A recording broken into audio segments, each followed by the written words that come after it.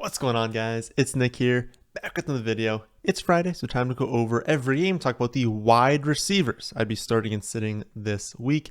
There are actually like a lot of wide receiver injuries around the league right now, so just like with the running back video, I'll pin a comment if there are any updates that happen, later in the day for me on Thursday up until upload. You'll see that. It'll be like updates 1, 2, 3, whatever.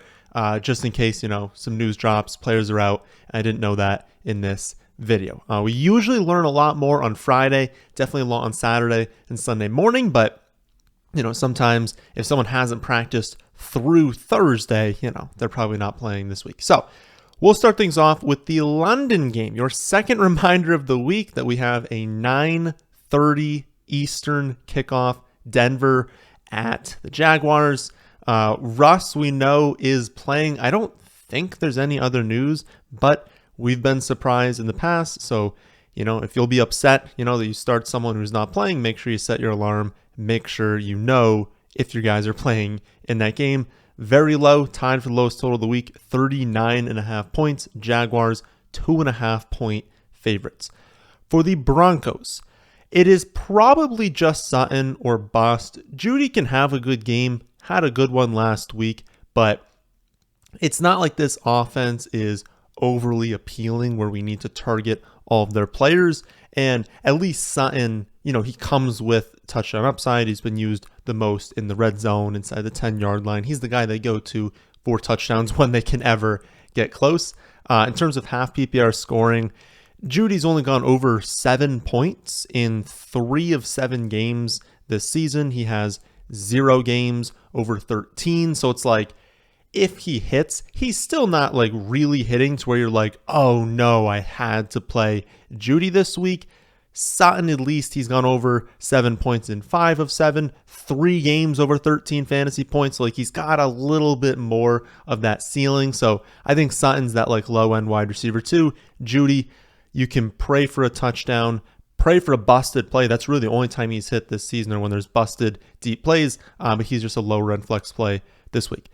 For the Jaguars, I think Christian Kirk is really the only one you can trust right now. And I think he's a solid play in the flex. Obviously, Denver has like an elite defense. They're not a defense we want to be attacking, but Kirk plays 2/3 of his snaps in the slot. We know that Patrick Surtain does not play in the slot. So at least on 2/3 of his routes, he's not going to be running into Surtain. That is a very big positive for Kirk, but it's not like their other corners, their other players in defense are bad. Like Denver still just has an overall very strong defense, so not a spot we want to attack, but if you have to play Kirk, I think that is totally fine to do so. Again, overall, not a good game environment. Denver's allowed the 3rd fewest schedule-adjusted fantasy points to wide receivers, so Kirk in flex, no one else on Jacksonville, obviously. Next up, we've got Cardinals at Vikings. High 49 point total. Vikings 3.5 point home favorites. For the Cardinals, Hopkins returns last week from suspension and he dominates, right? He's also very key, moved around the formation. In previous years, he's been like static, right? Last year, they didn't move him around at all. He was playing in the slot and he was playing different wide receiver positions. So like he was really good. He moved around, had a 47% or nearly a 47% target share, which is obviously unsustainable. I think we saw Adams do that in week 1. Like he got every target. Like Kyler was just like, oh, look, my guy's back. I'm just going to pepper him with targets. The unfortunate thing is, basically, it just made everyone else not viable. Like no other players on this offense for like the pass catchers were start worthy because every single pass was going to Hopkins. And then also when he's in the slot, it's kicking out Rondale Moore to the outside, and he's not an outside wide receiver. He's a really good slot receiver. But when you put Rondale Moore on the outside, he does nothing. And if that's going to start happening, especially once Marquise Brown returns and once they also have Robbie Anderson, like I don't even know how much Rondale Moore is going to play anymore. So I never love what Cliff Kingsbury does. I think he's a donkey most of the time. But at least right now, it's great for Hopkins. Like Hopkins is just an absolute slam dunk play every week. But because he's being used in this way, like we see, honestly, with the next game the next team we're gonna talk about, it's like when you have this alpha that's moving around everywhere and getting all these targets, it just makes everyone else not viable. So Hopkins, no one else this week, and it is similar for the Vikings because they move Jefferson around because he's such a large part of the offense. You're playing him, and like you could use Adam Thielen in the flex, like as like a low end flex play, but he has 0 top 15 wide receiver finishes. So it's like, if he hits, you're still like, thank goodness he didn't totally dud. Like he's never really burying you this season. We know he can. Like Thielen's still a really good wide receiver. He's been good in the past, and we know he does have touchdown upside, but it's not really a matchup we're looking to attack. And I don't know, it's Jefferson. In this offense, I don't think you need to play Thielen. Next up, we have what should be a pretty exciting matchup between the Dolphins and the Lions. Lions at home this week. 51.5 point total, highest of the week. Dolphins, 3.5 point road favorites. For the Dolphins, Tyreek Hill, Jalen Waddle combined for a 52.5% target share. That is really, really high for two players. Hill a little bit higher than Waddle, but like it kind of fluctuates every week. I'll say consistently Hill's more, but regardless, you're playing in the highest total game of the week. You're playing in a great game environment. You're playing against a Lions defense that ranks bottom 5 in both pass defense DVOA and yards per pass attempt allowed. You're on the team with the second highest projected team total behind only the Buffalo Bills. Like, it's a great spot. You're playing Hill, you're playing Waddle. For the Lions, St. Brown has had a tough go at it recently. He unfortunately, he's going off to start the year. Then he has the ankle injury, works his way back from that. Then he takes a hit really early last week. The new concussion protocols remove him from the game, even though he didn't actually have a concussion. We won't really know why they removed him from the game ever. It is entirely possible that he got up slow because he's working back from the ankle injury, and they kind of looked at that and they're like, oh, look, he got up slow. Let's take him out of the game. Again, didn't actually have a concussion, so don't worry about that moving forward. And it did give him another week, I guess, to recover from the ankle injury, but it was obviously, kind of dumb that they did remove him. If he's active, you play him. I understand that, you think that it's risky now that he's had these injuries, but remember, he didn't actually even have a concussion last week. Any player could just get removed if they get up slow, and he's got another week to come back from the ankle, so he shouldn't actually be that risky. But anything can happen, right? Like we've seen a few times this season. He's the alpha. He's dominant. You're playing him every week that he's active. And I don't think you're touching anyone else. Chark is out. Obviously, Jameson Williams is out for at least another month. Just to give you guys another update on that. Josh Reynolds is banged up. He might not even play. But even if he does, again, he's banged up. Khalif Raymond only gets work when St. Brown is out. Tom Kennedy is fine, but you don't need to go there. He's never going to command a high target share.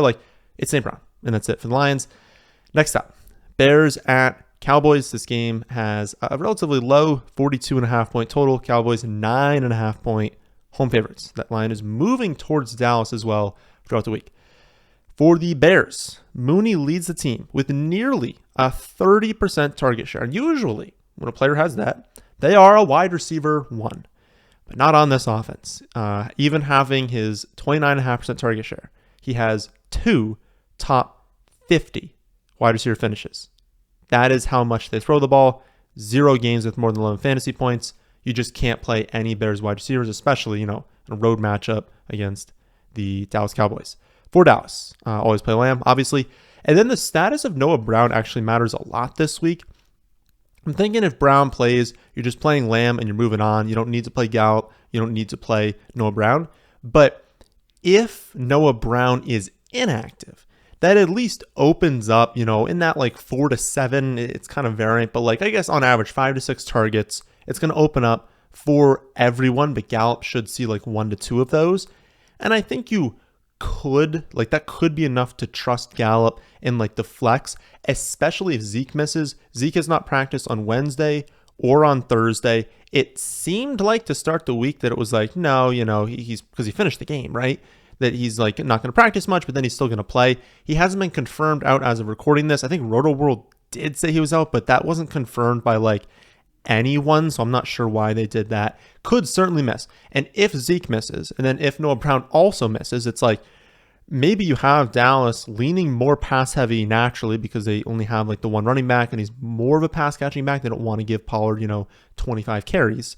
So if they lean more pass heavy and they have fewer wide receivers, well, that just makes, Lamb still a slam dunk, but then it makes Gallup a better play. So if that happens, maybe Gallup in the flex.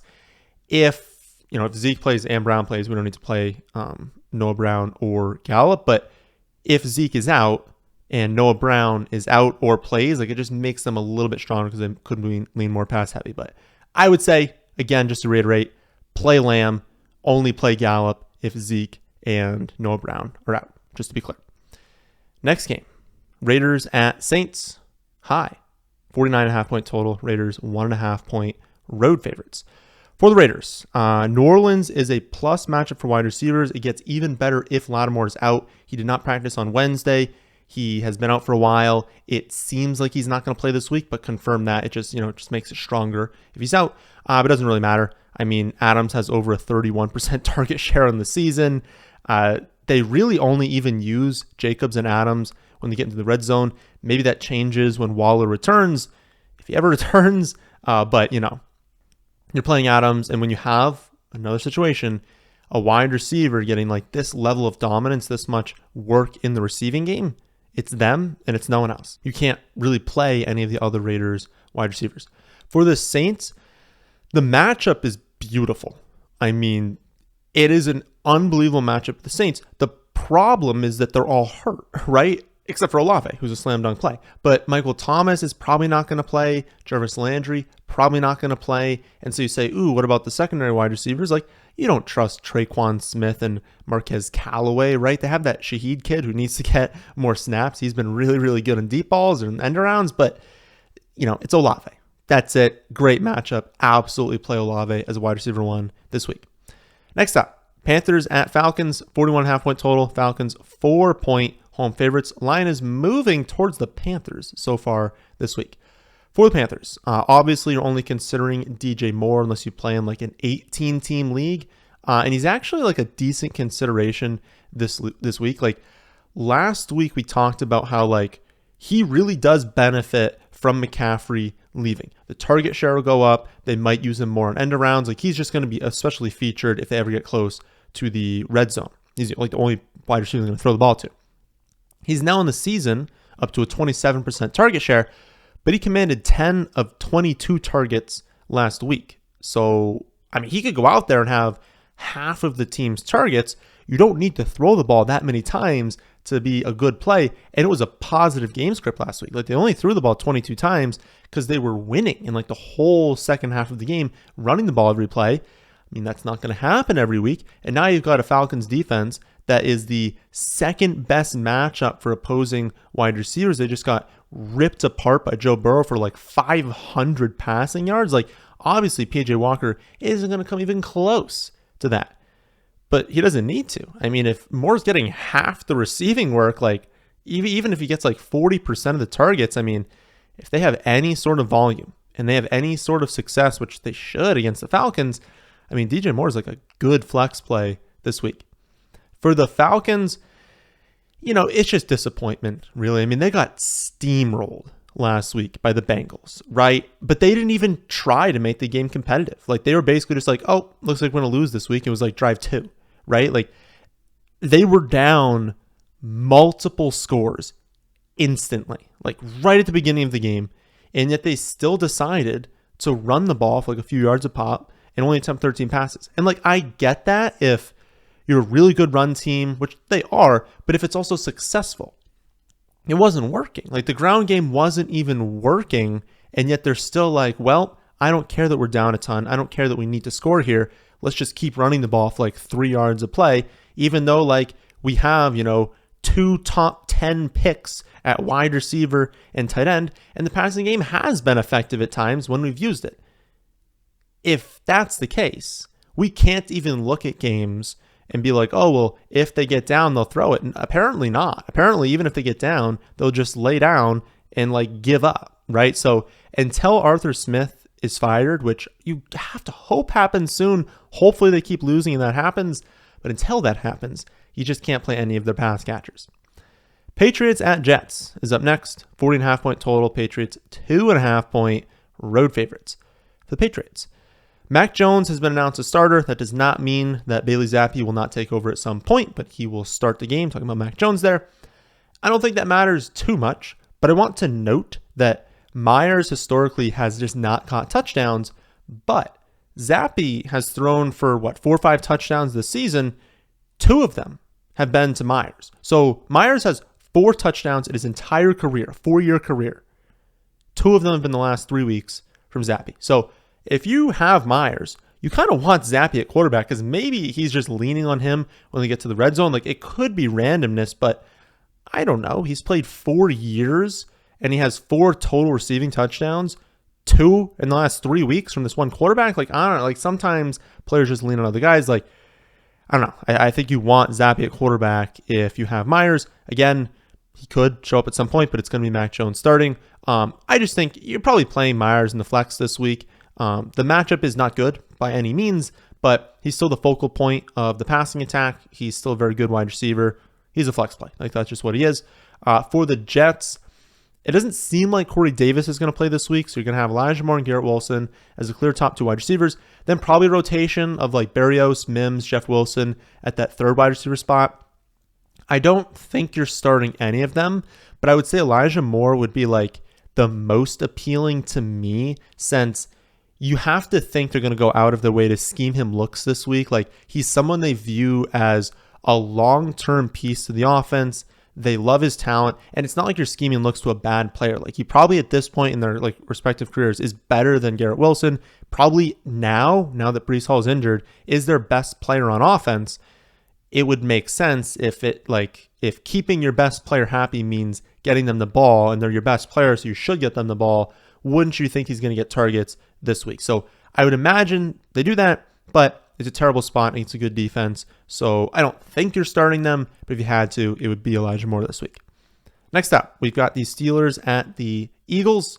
Low, not as low as other games we've seen, but lowish. 43.5-point total. Eagles, 10.5-point home favorites. That's a large spread. For the Steelers, the Eagles are a well below average matchup for wide receivers. Plus, the Eagles are coming off of their bye and are home. So it's not a good spot if you have Steelers players, just like in general, all of them. But I would say Deontay, he's like fine in the flex if you really need to. It doesn't seem like there's any sort of upside this week. It's pretty likely he ends up with like a 6 for 60 stat line, no touchdowns, and you're like, okay, like I guess I didn't lose because of that, but it certainly didn't like help you win. Like, he's just going to be fine. Maybe he gets lucky and scores a touchdown, but we're not exactly projecting many total touchdowns for the Steelers this week. So fine play. I think you're benching everyone else. And if you had to bench Deontay, I'm fine with that. For the Eagles, is a plus matchup against the Steelers. The Eagles have the 3rd highest implied total on the week. So even though the game total is low, the Eagles are such heavy favorites, they themselves should still put up a lot of points. They're fresh, coming off their bye. It's a good spot. I just think you're playing A.J. Brown as wide receiver 1, Devonta Smith as wide receiver 2, or in the flex if you want to do that. 4 o'clock games, kickoff. Titans at Texans, low, 4.5-point total. Titans, 2.5-point road favorites. This one's pretty easy to break down, honestly. I think the only people anyone's considering are Woods and Cooks, but realistically, you're probably benching both of them this week. Woods has 0 top 25 wide receiver finishes, and Houston is a bottom 10 matchup for wide receivers, so you don't love that. Probably going to be a very run-heavy game plan for Tennessee, and then also Tannehill's a little banged up right now. Cooks, on the other hand, he has one good game, so he has that going for him. And while the matchup looks good on the surface, because Houston or Tennessee has allowed a lot of fantasy points to opposing wide receivers, Nico Collins is going to be out. So people are going to look at that and be like, wow, smash spot for Brandon Cooks. And he could. Like, if Tennessee has to throw the ball, we know Brandon Cooks can hit deep. We know that they have absolutely no talent now that, like, again, Nico Collins probably not going to play. Like, they'll probably try and pepper him with targets. But Tennessee gives up a lot of production to wide receiver 2s, and they shut down wide receiver 1s. Also in this matchup last season, Cooks was shut down by Kristen Fulton, and so he's going to face him again this week, obviously. It's like they're good at shutting down 1s. They only have Brandon Cooks, so they can focus on taking him away. I don't think Davis Mills is some like world beater where he's going to like excel in terrible matchups and like elevate the offense. And so if I don't expect the Texans passing attack to look good, I don't expect them to score many points. They can very easily focus on Brandon Cooks and take him away.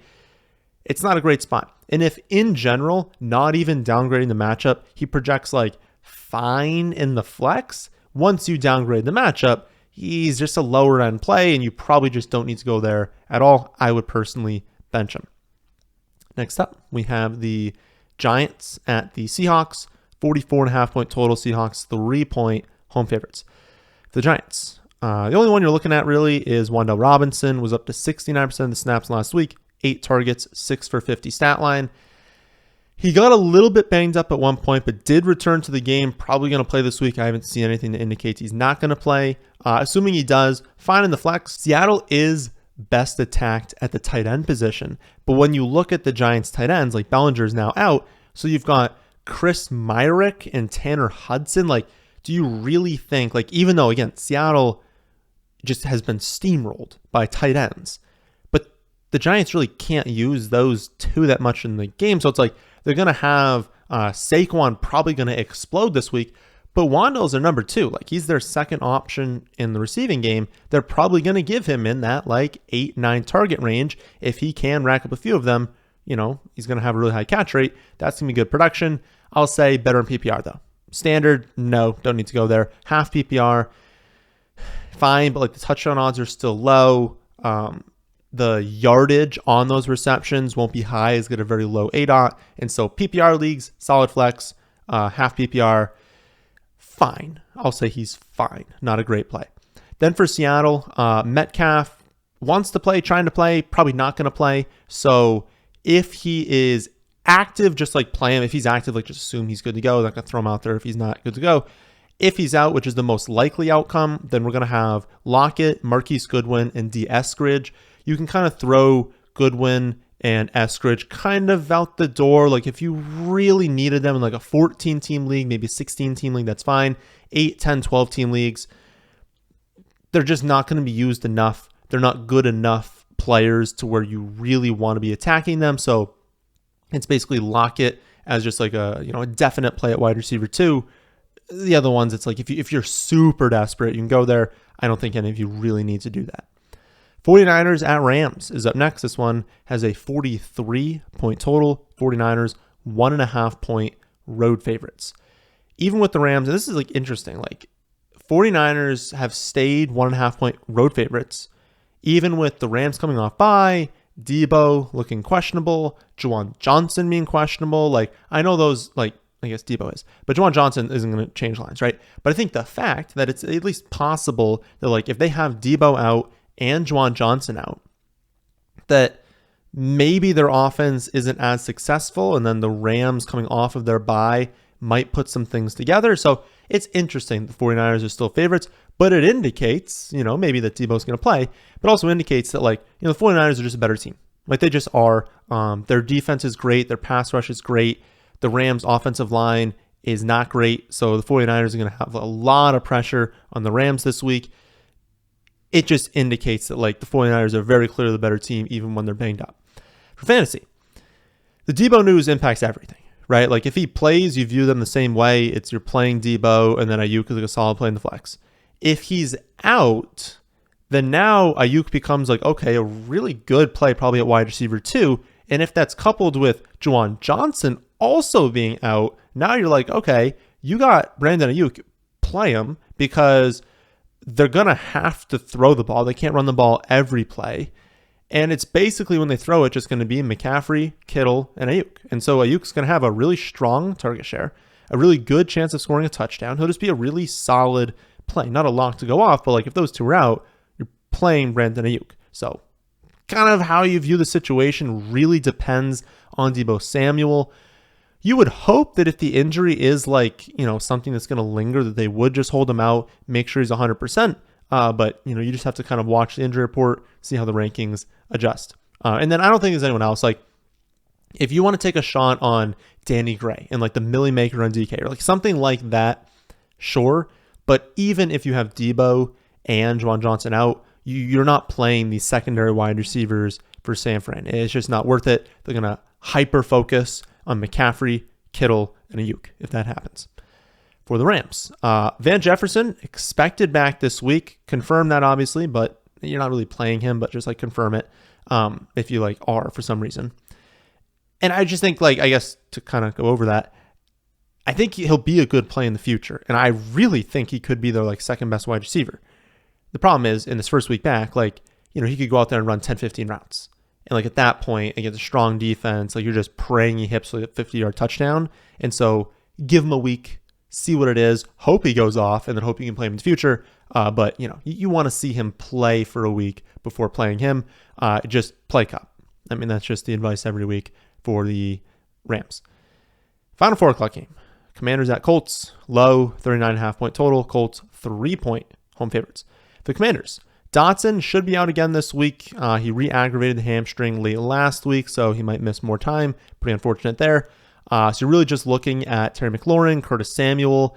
Samuel started the season hot, but he's only had one top 30 wide receiver finish since week 3. He's still yet to go over 80 receiving yards. And then you look at McLaurin. He was fine last week, but 61% of his fantasy points came on one play.